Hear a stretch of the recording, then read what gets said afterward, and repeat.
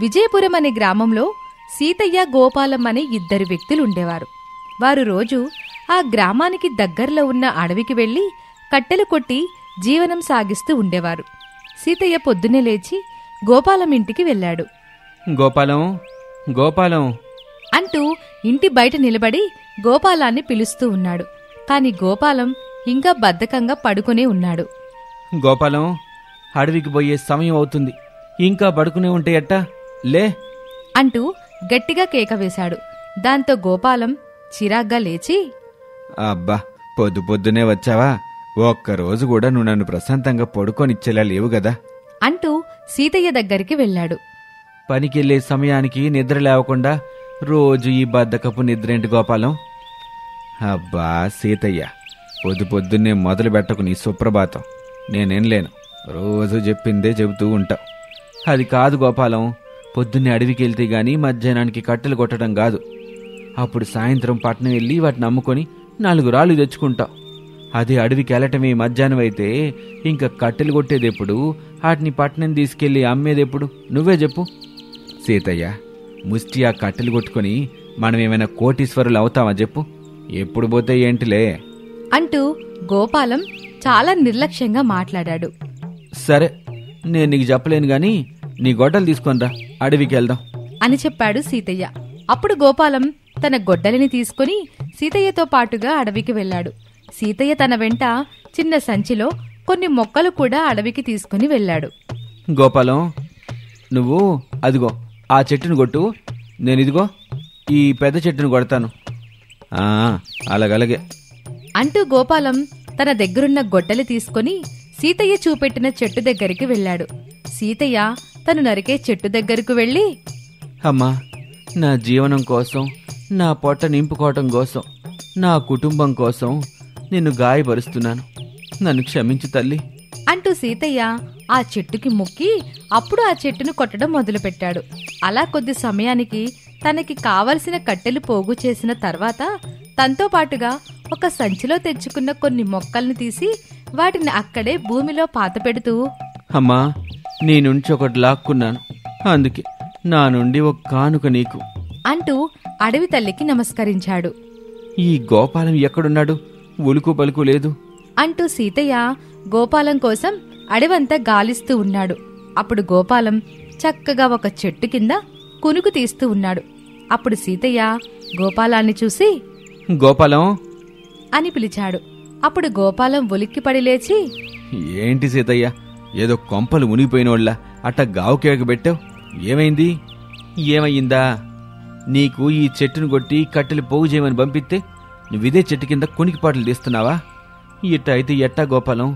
ఇంటి దగ్గర నీ భార్య, పిల్లలు నువ్వేవో కొన్ని కాసులు తీసుకొస్తావని అనుకుంటున్నారు, కానీ నువ్వేమో ఇక్కడ ఇట్ట చేస్తున్నావు అంటూ సీతయ్య గోపాలాన్ని తిడుతూ ఉన్నాడు.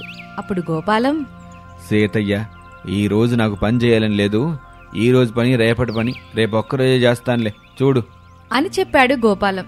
గోపాలం గురించి తెలిసిన సీతయ్య గోపాలాన్ని ఏమీ అనలేక తను కొట్టిన కట్టెలను తీసుకుని పట్నానికి బయలుదేరాడు. సీతయ్య, నీతో పాటుగా పట్నానికి నేను కూడా వస్తాను అని అడిగాడు. అప్పుడు సీతయ్య, అలాగే గోపాలం, రా అని చెప్పి తనతో పాటుగా గోపాలాన్ని పట్నానికి తీసుకుని వెళ్ళాడు. అక్కడ సీతయ్య తను కొట్టి తెచ్చిన కట్టెలన్నీ పట్నంలో అమ్మి ఆ అమ్మగా వచ్చిన కాసులను తీసుకుని ఇంటికి బయలుదేరాడు. అప్పుడు గోపాలం, సీతయ్య సీతయ్య, ఈరోజు నేను అసలే పని చేయలేదుగా. ఇంటి దగ్గర నా భార్య, పిల్లలు నేనేదోటి తీసుకొస్తానని ఎదురు చూస్తూ ఉంటారు, కానీ నా దగ్గర ఒక కాసులు లేవు. నాకు 2 కాసులు ఇవ్వు, తిరిగి మళ్ళీ రేపు ఇచ్చేస్తానులే నీకు అని చెప్పాడు గోపాలం. అప్పుడు సీతయ్య, చూడు గోపాలం, నువ్వు రోజు ఇట్టాగే చెప్తావు, మరి ఇలా నువ్వే పని చేయకుండా ఎట్టా ఉంటావు అసలు అంటూ గోపాలానికి 2 కాసులిచ్చాడు. ఇలా ప్రతిరోజు సీతయ్య కష్టపడి అడవిలో కట్టెలు కొట్టి కాసులు సంపాదిస్తూ ఉంటే గోపాలం మాత్రం సీతయ్య దగ్గర్నుంచి రోజు 2 కాసులు తీసుకుంటూ ఏ కష్టం చేయకుండా ఉంటూ ఉన్నాడు. ఎప్పటిలాగే ఒకరోజు సీతయ్య పొద్దున్నే లేచి గోపాలం ఇంటికి వెళ్ళాడు. గోపాలం, గోపాలం అని పిలవగా గోపాలం తన బద్ధకానికి లేవకుండా, సీతయ్య, ఈరోజు నాకు ఒంట్లో నలతగా ఉంది, నేను రాలేను, నువ్వు వెళ్ళేసిరా అని చెప్పాడు గోపాలం. గోపాలం కావాలనే చెబుతున్నాడని అర్థం చేసుకుని సీతయ్య ఒక్కడే అడవికి వెళ్ళాడు. ఎప్పటిలాగే అడవి తల్లికి తను నరికే చెట్టుకి నమస్కరించి తన గొడ్డలితో చెట్టుని నరకగా తన గొడ్డలి ముక్కలైపోయింది. అది చూసి సీతయ్య గుండె ముక్కలైపోయింది. బాధగా, అయ్యో, నా పొట్ట నింపే నా గొడ్డలి ముక్కలైపోయింది. ఇప్పుడెలా? నేనేం చేసి బతికేది ఇప్పుడు? అంటూ సీతయ్య చెట్టుని పట్టుకొని బాధపడుతూ ఉన్నాడు. అప్పుడు చెట్టు నుండి ఒక గొంతు వినిపించింది. నాయనా సీతయ్య, రోజూ నువ్వు ఈ అడవిలో పడే కష్టాన్ని చూశాను. అదేవిధంగా నువ్వు ఒక గాయానికి ఒక్కో మొక్కని నాటడం కూడా చూశాను. ఇన్ని చూసి నువ్వు నా పనిముట్టుని తీసుకెళ్తావా? సీతయ్య, నీ కష్టాన్ని చూసిన నేను నీకో బహుమతి ఇద్దామని ఇలా చేశాను అంటూ చెప్పగా అప్పుడు ఆ చెట్టు నుండి ఒక కొమ్మ కింద పడి ఆ కొమ్మ బంగారు గొడ్డల్లా మారిపోయింది. అది చూసి సీతయ్య ఎంతో సంతోషించాడు. సీతయ్య, ఇదిగో ఈ గొడ్డలితో నీవు ఒక కొమ్మని నరికితే చాలు, అది 1000 కొమ్మలుగా మారిపోతాయి. అవి తీసుకొని నీవు వెళ్ళి అమ్ముకుని కాసులు సంపాదించు అని ఆ చెట్టు చెప్పింది. అందుకు సీతయ్య ఎంతగానో సంతోషించి ఆ బంగారు గొడ్డలిని ఇంటికి తీసుకుని వెళ్ళాడు. ఆ మరుసటి రోజు సీతయ్య గోపాలం ఇద్దరూ కలిసి అడవికి వెళ్లారు. గోపాలం సీతయ్య దగ్గరున్న బంగారు గొడ్డలిని చూసి, సీతయ్య, నీ దగ్గర ఈ బంగారు గొడ్డలెక్కడిది అని అడగ్గా అప్పుడు సీతయ్య జరిగిన విషయమంతా చెప్పాడు. అప్పుడు గోపాలం ఆ చెట్టు దగ్గరకు వెళ్ళి, అమ్మా, నేను కూడా సీతయ్యలాగా 4 కట్టెలు కొట్టుకుని బతికేవాణ్ణి. సీతయ్యకి బంగారు గొడ్డలిచ్చి నాకెందుకు ఇవ్వలేదు తల్లి అంటూ గోపాలం ఆ చెట్టుని పట్టుకుని ఏడుస్తూ ఉన్నాడు. దాంతో ఆ చెట్టు గోపాలానికి కూడా బంగారు గొడ్డలిని కానుకగా ఇచ్చింది. అది చూసి గోపాలం ఎంతగానో సంతోషించాడు. ఇక ఆ మరుసటి రోజు పొద్దున్నే సీతయ్య గోపాలం దగ్గరకు వెళ్ళాడు. గోపాలం, రా, అడవికి వెళ్దాం అని అన్నాడు. అప్పుడు గోపాలం, సీతయ్య, నువ్వు పిచ్చోడువా ఏంటి? నీ చేతిలో బంగారు గొడ్డలు పెట్టుకున్న తర్వాత కూడా ఇంకా అడవికి వెళ్ళి కట్టెలు కొట్టి బతుకుతానంటావు? చక్కగా ఈ బంగారాన్ని నమ్మి సంతోషంగా బతుకొచ్చు అని అన్నాడు. అప్పుడు సీతయ్య, చూడు గోపాలం, అలా అత్యాశపడి అమ్ముకోవటం అసలు మంచిది కాదు. నా మాట విను. అంతకు ముందులాగా మనం పొద్దంతా కష్టపడాల్సిన అవసరం లేదు కదా అని గోపాలానికి నచ్చ చెప్పడానికి ఎంతగానో ప్రయత్నించాడు. కాని గోపాలం వినలేదు. ఆ తర్వాత సీతయ్య గోపాలాన్ని వదిలేసి అడవికి వెళ్లి ఒక కొమ్మని నరికి ఆ కొమ్మ నుండి పుట్టిన 1000 కొమ్మలని తీసుకుని పట్నానికి వెళ్లి అమ్ముకున్నాడు. గోపాలం మాత్రం ఆ గొడ్డలిని కొంత భాగం తీసుకుని పట్నంలోని బంగారు కొట్టుకి వెళ్ళాడు. సెటు, ఈ బంగారానికి ఎన్ని కాసులొస్తాయో ఇవ్వు అని అడిగాడు. అప్పుడు ఆ సేటు ఆ బంగారానికి కొన్ని కాసులిచ్చాడు. అలా రోజు గోపాలం ఆ బంగారు గొడ్డలి నుండి కొంత బంగారం తీసుకుని వెళ్లి అమ్ముకుంటూ ఉన్నాడు. కాని సీతయ్య మాత్రం రోజు అడవికి వెళ్లి ఒక కొమ్మని నరికి ఆ స్థానంలో తను ఒక మొక్కని నాటుతూ ఉన్నాడు. అలా కొన్ని రోజులయ్యాక గోపాలం ఆ బంగారు గొడ్డల్లోని బంగారమంతా అమ్ముకొని ఏ కష్టం చేయకుండా తిని పడుకోవడం వలన తన దగ్గరున్న అసలు బంగారు గొడ్డలంతా అయిపోయింది. సీతయ్య మాత్రం ఆ బంగారు గొడ్డలితో అడవికి వెళ్లి కట్టెలు కొట్టుకుని వాటితో వచ్చిన కాసులతో పెద్ద ఇల్లు కూడా కట్టుకున్నాడు. అది చూసిన గోపాలం, సీతయ్య, నువ్వు నన్ను కట్టెలు కొట్టడానికి పిలిస్తే నేను రాలేదు. నా దగ్గరున్న బంగారు గొడ్డలు నమ్ముకొని నేను చివరికి మళ్ళీ అడవిలో కట్టెలు కొట్టడానికి వెళ్తున్నాను. కాని నువ్వు మాత్రం నీ శ్రమను నమ్ముకొని ఎంతో ఎత్తుకెదిగావు. నీ కష్టానికి, నీ కృషికి తగిన ఫలితం నీకొచ్చింది అంటూ గోపాలం తన బద్ధకాన్ని తలచుకొని బాధపడ్డాడు. ఇది ఇవాల్టి కథ. మరొక ఆసక్తికర కథతో మళ్ళీ కలుద్దాం. విశ్వాపురం అనే ఊరిలో రాముడు అనే వ్యక్తి ఉండేవాడు. రాముడు చాలా అంటే చాలా అమాయకుడు. రాముడికి తన మరదలు మంగతో పెళ్లయింది. మంగ బావ అమాయకుడని తెలిసే పెళ్లి చేసుకుంది.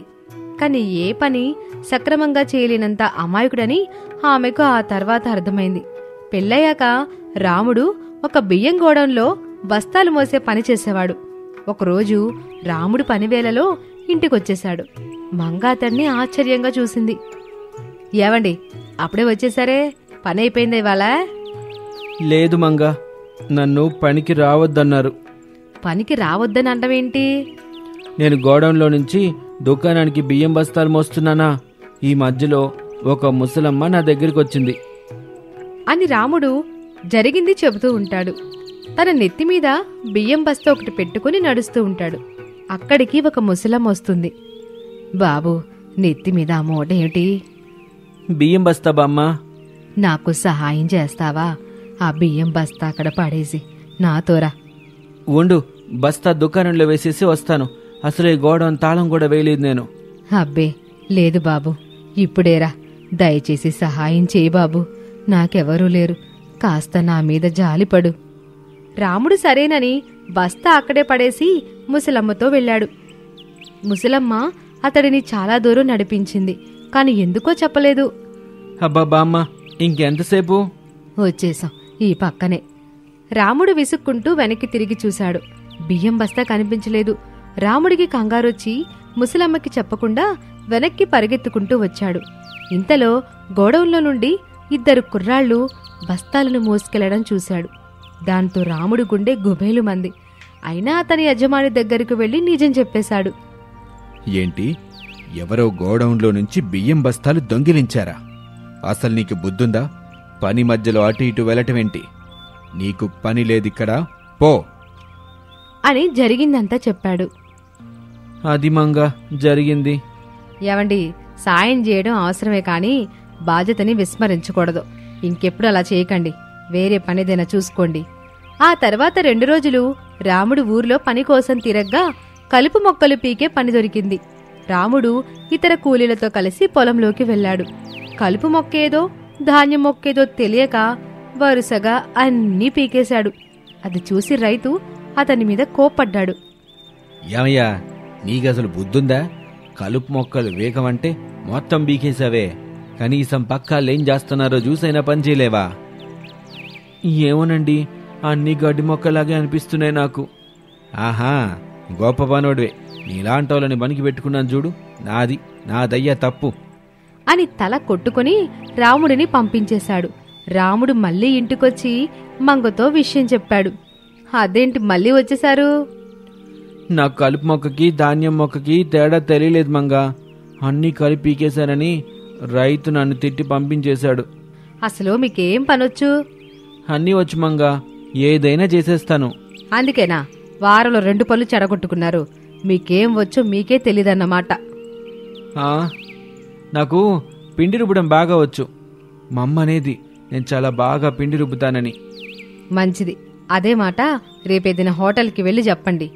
ఆ మరుసటి రోజు రాముడు ఒక హోటల్కి వెళ్ళాడు. రండి బాబు రండి, అన్ని రకాల టిఫిన్లు దొరుకుతాయి మా దగ్గర. రండి బాబు రండి. నేను తినటానికి రాలేదండి, పిండి రుబ్బడానికి వచ్చాను. ఓహో, పని కోసం వచ్చావా? అవునండి, ఎంత పిండైనా ఇట్టే రుబ్బేస్తాను. సరే అయితే లోపలికెళ్ళు, శుభ్రంగా పనిచేయాలి మరి. రాముడు పెద్ద రుబ్బురోలు ముందు కూర్చొని పిండి రుబ్బడం మొదలుపెట్టాడు. కళ్ళు మూసుకుని జోరుగా రుబ్బడం మొదలుపెట్టాడు. పిండైపోయాక ఒక గిన్నెలోకి తీశాడు. టిఫిన్స్ వేసి జనాలకు పెట్టారు. తిన్నవాళ్లంతా తిన్నది పడేసి హోటల్ యజమానిని తిట్టుకుంటూ వెళ్ళిపోయారు. యజమానికి ఏమీ అర్థం కాలేదు. ఒరే, ఒక ప్లేట్ ఇడ్లీ తీసుకురండి. ఎందుకు అందరూ అలా వెళ్ళిపోయారో అర్థం కావటం లేదు. హోటల్ యజమాని అది తిని వెంటనే నోరు కడుక్కున్నాడు. అతని కళ్ళు ఎర్రగా మారిపోయాయి. ఎవడ్రా, ఎవడిందులో ఈగల మందు కలిపింది? పనివాళ్లంతా బిత్తరపోయి చూస్తున్నారు. రాముడు ముందుకొచ్చాడు. అయ్యగారు, అందులో ఈగల మందు నేను కలపలేదు. కానీ పిండి రుబ్బుతున్నప్పుడు ఈగలు బాగా చిరాకు పెడుతున్నాయని గాల్లో అలా అలా విసిరాను, అంతే. ఓహో, గాల్లో చెల్లిన ఈగల మందు గాల్లోనే ఉందా మహానుభావా? ఏమోనండి, నాకు కనపడలేదు. ఏమైందంటారు? ఒరే, బుద్ధి లేని గాడిద, పిండిలో పడిందిరా. పిండి మొత్తం విషం చేశావు. ఎవరికైనా ప్రమాదం జరుగుంటే నా గతి ఏమయ్యేది? రేయ్, వాణ్ణి చితక్కొట్టి గెంటేయన్రా. హోటల్లో పనిచేసే ఇతరులు నిజంగానే రాముడిని చితక్కొట్టి పంపించేశారు. రాముడు చిరిగిన బట్టలతో గాయాలతో ఇంటికొచ్చాడు. మంగ అతన్ని చూసి కంగారు పడిపోయింది. అయ్యయ్యో, ఏమైందండి? ఈ దెబ్బలేంటి? బట్టలేంటి చిరిగిపోయాయి? ఈగలు ఎక్కువగా ఉన్నాయని పిండి రుబ్బేటప్పుడు ఈగల మందు చల్లాను. అది వాళ్ళకి నచ్చలేదంట. మీరంత మంచి పని చేస్తే ఎందుకు నచ్చదు? ఆ ఈగల మందు పిండిలో పడింది, అందుకే. కొంపదీసి ఎవరైనా తిన్నారా? తినటమేంటి, తిని తిట్టుకుంటూ వెళ్ళారు కూడా. ఆ మాటలకి మంగ తల పట్టుకుని కూర్చుంది. ఓరి దేవుడో, పిండి రుబ్బుతానని వెళ్ళావు, ప్రాణాల మీదకి తెచ్చావా? ఎవరికైనా ఏమైనా జరిగిందంటే మన పని ఏమయ్యేదో తెలుసా? ఇక నువ్వు ఏ పనికి వెళ్ళొద్దు, ఇంట్లో కూర్చో, నేనే ఏదో ఒక పని చూసుకుంటాను. రాముడు తలగొక్కున్నాడు. మరుసటి రోజు నుండి మంగ పనులకు వెళ్లడం మొదలుపెట్టింది. రాముడు ఇంట్లో ఖాళీగానే కూర్చునేవాడు. మంగ ఉదయాన్నే లేచి ఇంటి పని వంట పని చూసుకుని పనికి వెళ్ళిపోయేది. రాముడికి ఏం ఊసిపోయేది కాదు. ఒకరోజు మంగ పనికి వెళ్ళిపోయాక రాముడు ఇంటి బయట కూర్చొని దిక్కులు చూస్తూ ఉన్నాడు. 2 చిన్నపిల్లలు బాల్తో ఆడుకుంటూ ఉన్నారు. బాల్ రాముడి ముందుకొచ్చి పడింది. పిల్లలు రాముడి ముందుకొచ్చి అతడి పైనుంచి కిందకి చూశారు. ఏమయ్యా, అలా ఒక్కడవే కూర్చున్నావేంటి? మా ఇంట్లో ఎవ్వరూ లేరు, నేను ఒక్కనే ఉన్నాను. అయితే బడికెళ్ళి చదువుకోవచ్చు కదా. నేనెప్పుడో చదివేశాను, 12వ తరగతి వరకు చదువుకున్నాను. అలాగా, అయితే నేను అడిగింది చెప్పు చూద్దాం. ఓ అడుగు, నేను ఏదైనా చెప్తాను. 4 9 36. 2 5 10.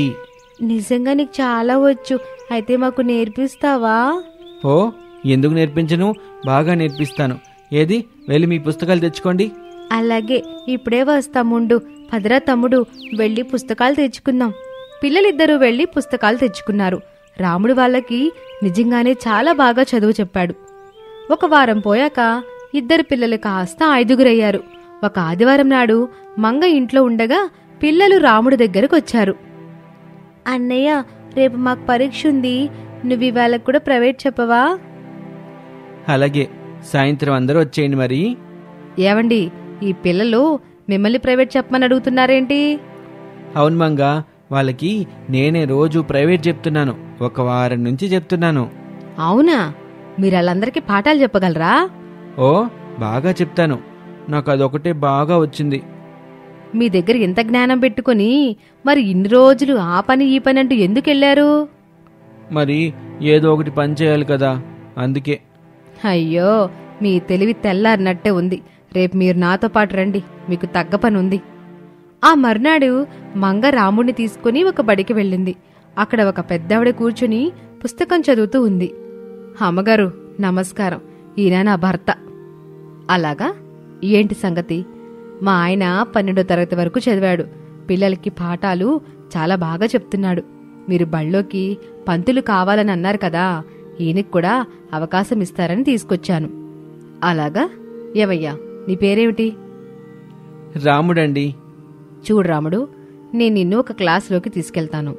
పిల్లలకి నీకొచ్చిన సబ్జెక్ట్ చెప్పు. నువ్వెలా చెప్తున్నావో మాకు అర్థమవుతుంది. అలాగేనండి. హెడ్ మాస్టరు రాముణ్ణి తీసుకెళ్లి కొంతమంది పిల్లల ముందు నిలబెట్టింది. రాముడు చాలా చక్కగా తనకి తెలిసిన కొన్ని విషయాలు చెప్పాడు. మంగ రాముని చూసి ఎంతో మురిసిపోయింది. హెడ్ మాస్టరు కూడా సంతృప్తి చెందింది. మంగ, మీ ఆయన చాలా బాగా చెప్పాడు. రేపటి నుండి బడికొచ్చేమను, మంచి బట్టలేసుకోమను. అలాగేనండి. మంగ సంతోషంతో ఉబ్బి తబ్బిబైపోయింది. ఇంటికి తిరిగి వెళ్ళాక రాముణ్ణి పొగుడుతూనే ఉంది. ఏవండి, మీరా పిల్లల ముందు ఎంత చక్కగా మాట్లాడారో, నాకైతే ఎగిరి గంతేయాలనిపించింది. నిజంగానా? నేను అంత బాగా చెప్పానా మంగా? చెప్పడం ఏంటి, అదరగొట్టేస్తేను. ఇంత తెలివైన మిమ్మల్ని నేను పిండి రుబ్బడానికి, మొక్కలు పీకడానికి పంపించాను. నన్ను క్షమించండి. నువ్వు కాబట్టి నన్ను అర్థం చేసుకున్నావు మంగా. ఇంకెవరన్నా అయితే నాకే పని చేత కాదని నన్ను వదిలించేసుకునేవారు తెలుసా. నేనే నీకు క్షమాపణ చెప్పాలి. ఇక నుండి మా ఆయన బడిపంతులని అందరికీ గర్వంగా చెప్పుకుంటాను. బడి పంతుల కంటే మంచి పేరు ఇంకోటి ఉంది. నువ్వు టీచర్ అనొచ్చు. టీచరా? మా ఆయన టీచరు వినడానికి ఎంత బాగుందో. మా బావ బంగారం. మంగ ముఖంలో ఆనందాన్ని చూసిన రాముడు ఆమె ఎప్పుడూ సంతోషంగా ఉండేలా చేయాలనుకున్నాడు. ఇక ఆ రోజు నుండి రాముడు టీచరై ఎంతో గౌరవ మర్యాదలు సంపాదించాడు. పిల్లల్ని చక్కగా తీర్చిదిద్దాడు. మంచి ఆదాయం సమకూరింది. అమాయకుడు అనుకున్న భర్త ఎంతో మందికి జ్ఞానాన్ని పంచుతూ ఉంటే మంగ ఎంతో గర్వంగా భావించేది. ఇది ఇవాల్టి కథ. మరొక ఆసక్తికర కథతో మళ్ళీ కలుద్దాం.